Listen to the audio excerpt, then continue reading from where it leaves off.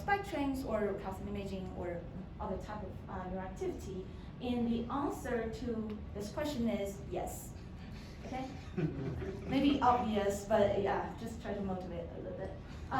There are actually already many studies and findings to show that there exists such low-dimensional structures or dynamics underlying cortices, many cortices in the brain. And you can see we usually call this kind of low-dimensional structure as latent temporal dynamics or latent temporal structures. Okay, so here is a motivating example to show why this is true. Here we generate 3 artificial neurons. Neuron 1 color-coded in blue, neuron 2 is in red, and neuron 3 is in yellow. Okay, so by just staring at this spike pattern, you don't see whether there is even lower dimensional rather than 3.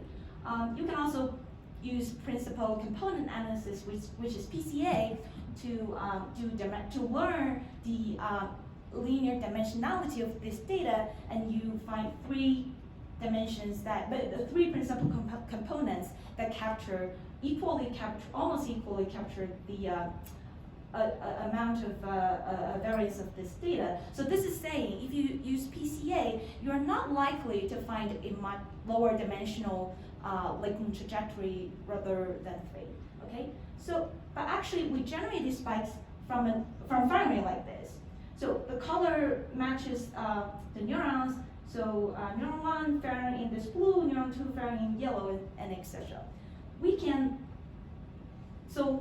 plot the neuron firing rates of these 3 neurons in this three-dimensional firing rate space. This black ball is the instantaneous firing rates of these 3 neurons. You can see, well, the firing ball, the black ball starts from neuron 1, curves a bit, and then ends with neuron 3. So this is saying this black ball actually moves along a one-dimensional manifold, but actually curved in a 3-dimensional firing rate space. That's why if you use PCA, you find 3 dimension, but it's actually a one-dimensional manifold. So here is actually the one-dimensional latent variable X we use to generate these firing rates. You can think of this X as the animal's position in a one-dimensional linear track. And then for each neuron, we generate a deterministic Gaussian bump at different latent location. And each time you have a latent variable X, you just input this X to these Gaussian bump tuning curve for each neuron, and then you can get the firing rate for these neurons. Okay, so this is how we generate these the spike trains from this one-dimensional latent variable, and this example just try to show that the data looks like 3-dimensional, and if you use PCA, you find 3 dimensions, but actually there exists a one-dimensional trajectory which is unobservable. And our goal is to infer such one-dimensional or lower-dimensional trajectory purely from spike train data. And the method we're going to resort to is a Bayesian approach. So what is a Bayesian approach? A typical Bayesian approach has 2 components. If we denote the latent manifold as X and the spike train or the neuroactivity as Y, then a Bayesian approach first assumes a prior distribution over the latent X, which is P of X, and also a probabilistic mapping P of Y given X that maps the latent to the neural activity. So if we know this prior in the probabilistic mapping, you can generate an arbitrary X star from this manifold, and then you can use the probabilistic mapping to get the vector of Poisson firing rates. Formally, we can also get the marginal probability describing the neuroactivity P of Y as the integral of Py given X multiplying Px over X. Okay, so here is a general framework. Now let's get down to the detailed version of the modeling which utilize this framework. As I just mentioned, we have the spectrum Y, which is observed, but we are interested to learn or to discover the latent process X. the first component is the prior P of x. Here we assume x is a function of time t, so we assume x is sampled from a Gaussian process prior. So for people who are not familiar with Gaussian process can be considered as a prior distribution that can generate smooth functions, especially when you use a smoothing kernel k of t. So this ensures the latent process x has temporal continuity. Okay, so next what is the probabilistic mapping P of y given x? We assume the mapping is achieved by this nonlinear tuning curves f. So the latent process x is input to the tuning curve f, and then generate the spike rates. So because of the non-negativity constraint over the tuning curve, we put a Gaussian process prior on the log of f of x. So similar to the prior over latent, Gaussian process is can generate smooth functions. So here we just ensure that neuron fares continuously or smoothly in the latent space. Okay. Next, we have the spike rates generated from the tuning curves. We can just generate Poisson spikes from the Poisson spiking distribution model. Okay, so this is the generative model we just described. Given such a model, we just quickly go through the generating process again. We at each time t, we generate a latent variable x of t from the prior distribution. Input this x of t into the tuning curves for all the neurons, then you will get the spike rates at time t for all the neurons, and then finally you get the spike rate or the spike counts for all the neurons. Okay, so just as a reminder, our goal is to infer the latent process x, which is unobserved, as well as the tuning curves, which is also unobserved, given only the spike train data. Okay, so now I described the data. I just want to, before I dive into the neural example, I just want to give a kind of interesting simulated example. So here is a Mobius street, which is a three-dimensional manifold. It is interesting because the third dimension is kind of complex, not as a simple ring or torus structure. So here we generate simulated trajectory from this manifold. We also show that the three-dimensional in this 1D case. We also generate tuning curves, as mentioned, on this manifold for each neuron. Then we get fan rays and the Poisson spiking for in total 100 neurons. So here is the spectrum we have to feed the model. Again, if we use principal component analysis, you can see it requires way more than 3 principal components to capture a fair amount of variance in the data. Also, if you plot the first 3 PCs, that give you some manifold like that. Here is the infra-latent from our latent manifold tuning model. We compare the trajectories against the true trajectory as well as the latent trajectory estimated from linear dynamic system with linear tuning curve. You can see the first 2 dimensions are perfectly fit, but the third dimension is missed, especially with this linear dynamic system and linear tuning curve. So basically, if you look at the latent infer-latent representation, which I didn't show here, but it basically looks like a ring. You don't have the span, like expansion along the third dimension. Okay. Okay. So here's just a toy example. Now I'm going to talk about an application in rat hippocampus. Here is the data set from Lauren Frank's lab from place cells. Consists of 7 to 35 simultaneous recording neurons. Here we show an example for 31 neurons with 15 minutes recording. So if we apply PCA to this data, we can find 10 principal components. So that the figure on the right is the accumulated variance. You can see you probably need 10 principal components capture a significant amount of variance in the data. We also fit our latent manifold tuning model with only 2 dimensions. and we can plot the explained variance or the accumulated variance by this 2 dimension only, which capture almost 60% of variance in the data, which has to be captured by at least 10 principal components. Okay, so we can plot these 2 dimensions of our LMT model. X1, X2 are just 2 dimensions in the latent space.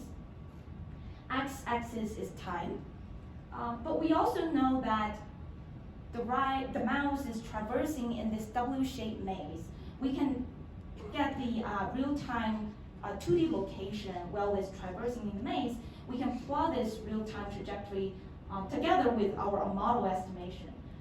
In order to plot them on top of each other, we have to do some affine transformation to align our model estimation on top of the coordinate space.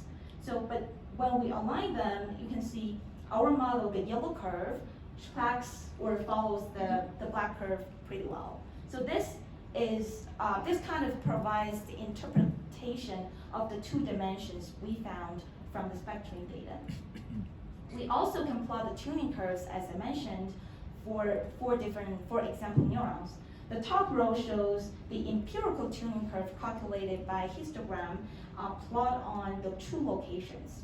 And the bottom row is the estimate tuning curve plot on the estimate 2D locations in the latent space. But they kind of match each other pretty well. So this example shows that using our model, our latent manifold tuning model, we can learn some interpretable low-dimensional dynamic structure underlying high-dimensional neural activity. But here we have some prior knowledge about place cells. So this just shows that this model can work, and it's more like a proof of concept. What is more interesting is, what if we don't know much about the neural activity? What if we don't know about the neural code? So here I'm showing the second application that is applied to understand olfactory perception in piriform cortex of the mouse.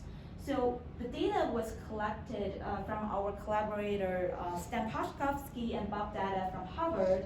They collected neural activities from layer 2 and layer 3 in piriform cortex responding to different odorants from multifocal microscopy semi-paralyzed mouse. So this is the raw data, and our goal for this application is to learn to use only this neural response to understand some low-dimensional olfactory perception space. Okay, so again, this is the raw data. You have 2D Cosyne imaging expand over time, and what we do is reformulate this into this neuron by time matrix. The order is presented within a 2-second window, followed by a 30-second blank delivery. And we calculated the total neural fluorescence within a 2-second window, followed by the presentation of the odorant. So notice that here we are averaging the neural response over a time window, so we are actually not assuming there exists some temporal or dynamical information underlying the neural activity, which is a bit different from the hippocampus example we just gave. Okay, so here's the raw data we analyze or we fit to the model, which is this order by neural matrix. Each row of this matrix is the neural population response to a specific order. Again, our goal is to use the latent manifold tuning model to fit to this neural data and to first to discover some low-dimensional latent order space, and also some nonlinear tuning curves map from the low-dimensional latent space to the neural activity. And these 2 components together should explain the data well. Just a reminder, 2 differences from the previous LMT model we just described. The first is we don't have dynamic in the latent space of the neural activity. The second is, because now the neural response is Cosyne imaging, so we can use Gaussian observational distribution to model that. But previously we deal with spike trains, so we use Poisson distribution. So that's the main difference. Another thing is we add some structure noise in the Gaussian observation distribution, which actually help to explain the data better, which I'm going to show the results later. Okay. Okay, so before I dive into the estimated latent representation we found from the neural data, let me briefly show what the odorants or the stimuli look like. So our collaborators, so one thing is each odorant can be presented by thousands of chemical descriptors or features. Then our collaborator project these thousands of chemical features down to a two-dimensional PC space. So here I show the first two PC. The first component corresponds to the increase in carbon chain length of the molecule. The second principal component separates different functional groups. So they select 22 orders here, specifically span a small area of functional group in this PC space, color-coded here, which are esters, aldehydes, ketones, and acids. Also, the carbon chain length of each molecule within each functional group is incrementally varied. Okay, so this is a nice topography in the chemical space, but it's not accessible for us when we do the modeling. We only use the neural response to understand the low-dimensional structure when they present these odorants to the animal. Okay, first, again, I'm showing some two-dimensional plot of this latent space. First, using the neural response only. First, I'm showing PCA here. We can do PCA on the neural response, and we can see, because we have 22 orders, so I'm plotting 22 principal components. But you also need fair amount of like 5 or even 10 principal components to capture about 80 or 85% of variance. Here I'm showing the first two PCs, which you don't see nice structure. We also use our latent manifold model to fit the data with only 2 dimensions. The red curve here showing on the left bottom, showing that with only 2 dimensions, our LMT model can capture almost like 95% above of variance of the data. And if you look at the 2D plots, we can see some interesting structure of this latent representation that resemble their chemical, their structure in the chemical space. Especially, color encodes the functional group. So odorants within the same functional group exhibit this line structure. And also, within the same group, the order of these odorants is the same as the order of the odorants in the chemical space. So this provides really nice interpretation for the 2 dimensions we found. That means the first dimension corresponds to the increase in carbon chain length, and the second dimension separates the functional group. Okay, so given this latent representation for 22 orders, we want to ask what we can do with that, right? The first thing we can do is try to validate whether such latent can really generate or explain the neural data we analyze. So one thing we do is we get this example neuron with his 2D tuning curves. We place the 22 orders latent representation on top of the 2D tuning curve. Then we can generate mean response rate for each order. So here, the x-axis is the order index. The y-axis is the mean response. Each color corresponds to each functional group. The solid bar is the true data we have from the observation, and the light bar is the model prediction. So from this comparison, we can see with the latent representation and the 2D tuning curve for this neuron, we can explain the data pretty well. So this just shows the validation part. And also, we can test, or we can assess the prediction performance. This is saying how well the model can predict the neural response to an unseen or a test order. The way we do that is by using some cross-validation in this unsupervised setting, which we refer to as co-smoothing. The idea is, so we have an example neuron, we put that neuron to the side, and now we have an unseen test order. We use other neurons' response to infer the latent location of this test order on this latent space. We place this latent location to the tuning curve of the neuron which has never seen this test order, and then we can predict the mean response rate for this neuron corresponding to the test unseen order. Similarly, we know the true response, and we can also predict the response. Now we can just show, by comparing these two values in R-squared, say, we can evaluate the predictive ability of our model to unseen order. We can do this thing for all order ends, for all the neurons, and we can plot this R-squared comparison plot between PCA and latent manifold tuning model. Here, the red dots is our LMT model with independent noise. Independent noise is just ordinary Gaussian noise without any structural assumption. You can see that with only independent noise, the R-squared value is already significantly improved. We can also plot the R-squared comparison between the latent manifold model with structural noise, which further improves the predictive performance.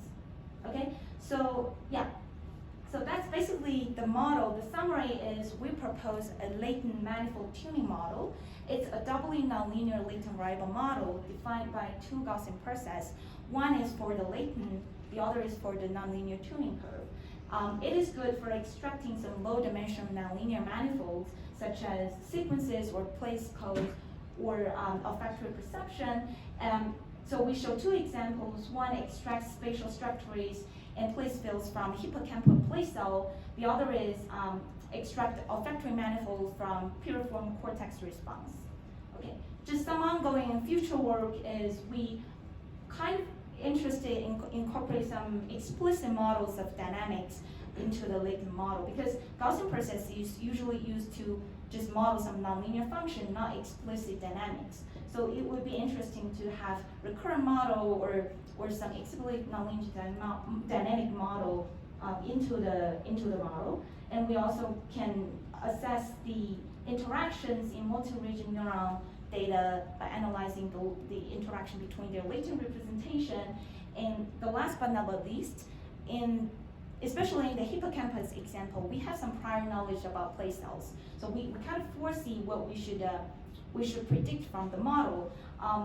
But what is more interesting is when we apply to the neural, to the brain area or the neural activity where we don't yet know the code.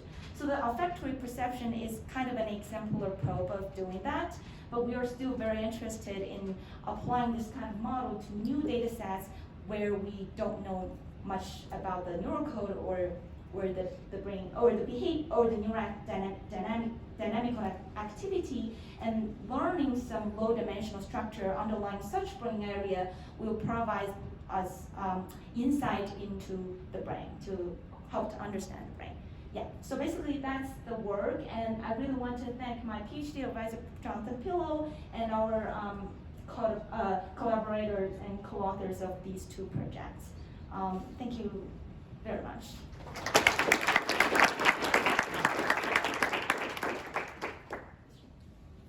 So how well does the methods you've presented scale with a number of latent variables? So that's a good question. So far, okay. So the scalability of the model to higher dimension is basically restricted by the scalability of Gaussian process model. So Gaussian process is well known for not really scalable generally, but there are many tricks developed by machine learning people to scale that. So we could actually scale to, so I've applied this to other data sets. I can do 10 or 12, maybe more, but if we assume the low dimensions, I mean, for many studies from other neuroscience literatures, right now we only see below 10, right? People don't really expect 12, 100 dimensions really underlying your activity. So far the model is definitely scalable with the need of general applications. But yeah, that's a good question, thanks. Question? Yeah. Thanks for your really brilliant talk. So for your latent environment, you use Gaussian processes. Is there any advantage of using Gaussian processes rather than nonlinear diffusion processes? Yeah, that's a good question. The benefit of Gaussian processes is non-parametric. Non-parametric means we don't have structure or biological equation or anything over the dynamic. Or over the latent process, we let the data tell us. So this is a bit different from traditional theory kind of work where we assume some general nonlinear dynamics and then we feed the parameters of that. But there are also work from Professor actually Tatiana's lab. They also assume nonlinear dynamic, but they assume nonlinear dynamic over the latent, but they actually feed that in a non-parametric way, which doesn't impose very strong dynamical assumption over the latent process. So that's like a general benefit of using Gaussian process because it's non-parametric, so no strong, structural assumption. Or only smoothness, sorry, just quick, question. Thanks for your talk. Yeah, so I'm just wondering how you choose like the teaching Yeah, thanks. That's a good question. So Gaussian process actually, the assumption or the property of Gaussian process are